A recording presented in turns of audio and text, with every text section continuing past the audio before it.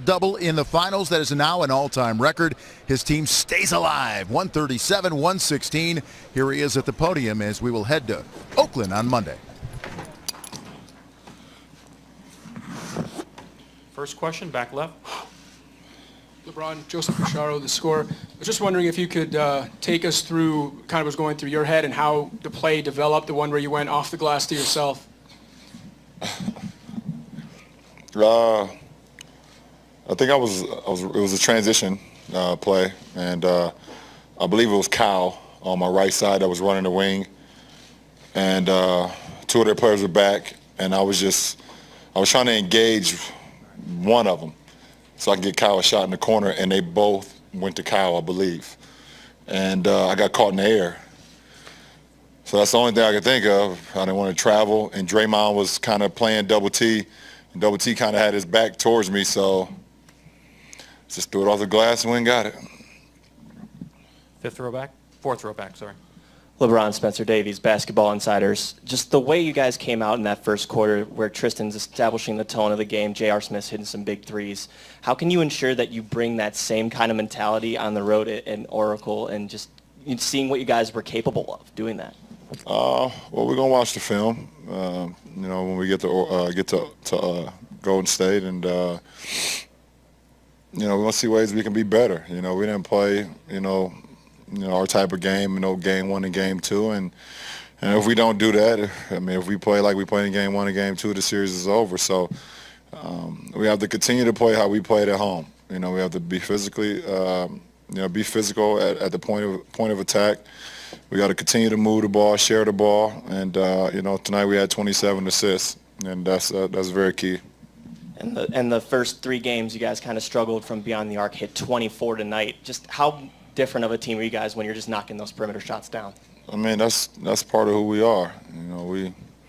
We set a lot of records since we, kind of assembled this team the last couple of years, and that's just part of who we are. We got guys that can stretch the floor and make big shots, and they did that tonight from Kai, Kevin, and Swish, and everybody else chipped in as well. Chris up front. Chris Haynes, ESPN. Ron, did you talk with your teammates and before the game and just stress, like, we're not going out like that, to something along those lines? I didn't hear it, but some of the other guys heard it and told me that, that they wanted to, they wanted to celebrate on our floor once again, and, they wanted to spray champagne in our locker rooms, and,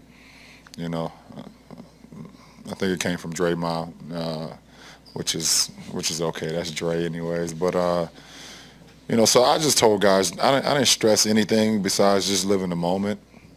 Live in the moment. We have a great opportunity to, to give ourselves another opportunity to keep going. And, we played well in Game 3, well enough to win, and we just didn't do it. But tonight we came out and, we stuck to the game plan our coaching staff put together, and this is close to a 48-minute game we played in the postseason.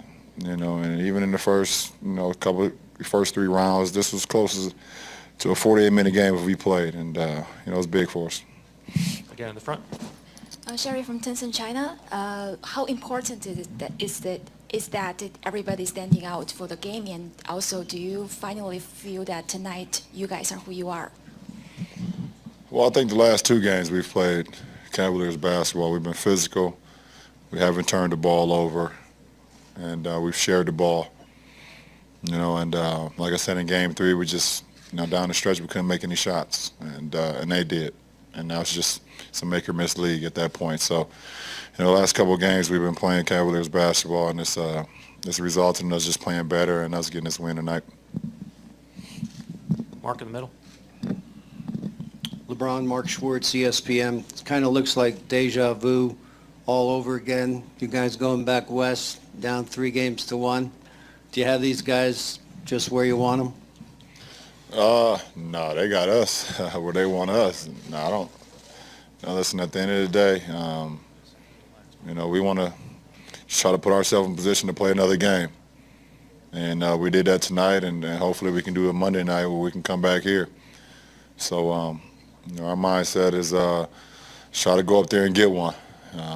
which is probably one of the toughest environments we have in this league, along with our building. And, so we look forward to the challenge and the matchup. Dan, back right. Dan Devine, Yahoo Sports. 40 more tonight for Kyrie. LeBron coming off of the difficult end to Game 3, big performance from him. Did you feel that he was going to be able to bounce back in a big way after that tough end to Game 3? And what else did you see from him tonight? He's just been very special in closeout games, and either we on both sides, us being able to close out or a team trying to close out on us. He's just been built for that moment. I've said that over and over again, that he's always been built for the biggest moments, and tonight he showed that once again. It's not surprising. Yeah, he's just that special. Dave, left side in the second row. Dave McMenamin, ESPN. LeBron, whether it's adversity or desperation or intensity, this group, as we've seen the last couple of years, seems to always respond to it. What is in your guys' makeup that allows you to only have that really come out in these situations? I don't know. I mean, I don't like it. It causes too much stress, man. I'm stressed out. Keep doing this every year. But listen, at the end of the day, we just got some resilient guys. The Warriors have championship DNA, and we do as well. And, we battle-tested, they're battle-tested, and, getting swept is something that you never want to, happen, and, especially at this point, you get all the way to the finals. You hate to get swept, lose 2 games on your home floor. So I think a lot of guys had that in their mind today, and, they came out and played like it. And a quick follow-up. Physically, are you okay? We saw you getting some treatment out to the game. I'll be all right on Monday. I'll be all right on Monday. Scott up front.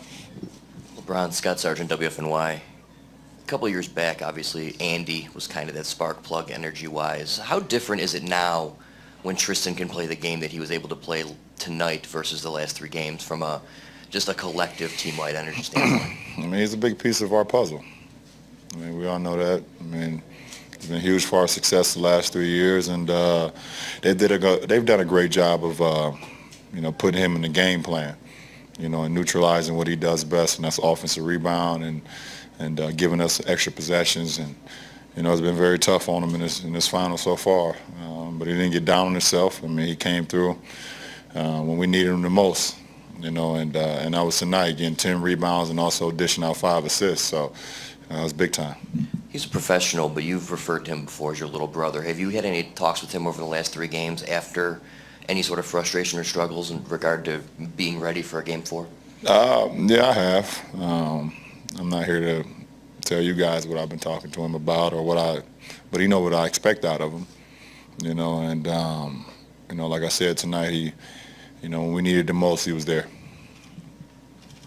Joe, fourth row and left. Joe Vargan, Cleveland.com. LeBron, after Game 3 being such a letdown, did you have to work into believing that something like tonight was possible? And if you did, when did you get to that point? No, I didn't have to work into believing it. At the end of the day, I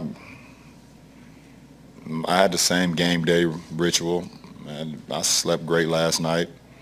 I came to shoot around, got my work in. I went home, took my usual pregame nap, got up, ate my pregame food, came to work. I didn't feel anything, actually. I was just excited about the moment. It is what it is. You come to work and you put into work and you study the game for myself, and you do everything to put yourself in a position to succeed. There's no reason to add any more pressure to it. And I'm not saying it was a result of a win, because I've done the same thing for a long time now, but for myself, just being able to just stay even keel no matter the situation I think it's good for our ball club. Fourth row over here. LeBron, Michael Bevan with the Akron Beacon Journal. This game lasted almost 3 hours, and you had a triple-double. Where you at? Over here. Oh, okay. Yeah. This game was, it had a little bit of everything. Do you feel as emotionally and mentally drained as you did the last game when you guys lost? I'm about there. And it lets me know that I did what I was supposed to do when I'm emotionally and physically drained at the end of a finals game.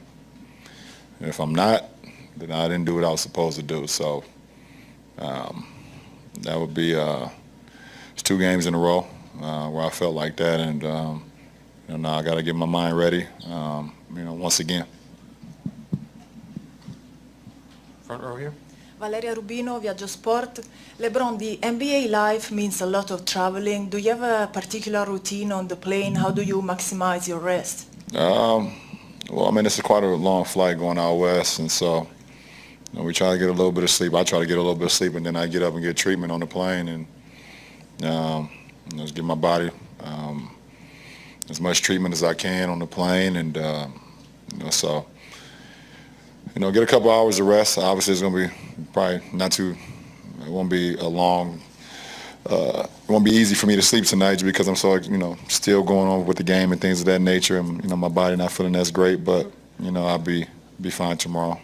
How did your approach to the game and your style of play evolve between the first final you played in and this one? I stunk in the first finals. I don't stink anymore. Last 3. Robert, Michael here, and then on the left side. Robert Littal, Black Sports Online. Kyrie was in here and he said that he always is looking at social media. He says he sees everything you've talked about a lot of times about how you're past that, you don't listen to critics and everything. Do you talk to your teammates when all of this stuff is kind of floating around about curses and Cavs and 7 tweets that kind of go viral on social media about kind of pushing that stuff away? Nah, I don't see it. So I can't talk to my teammates about it because I don't see it. Unless one of the guys bring it to me either as a joke or something they want me to see. But I don't.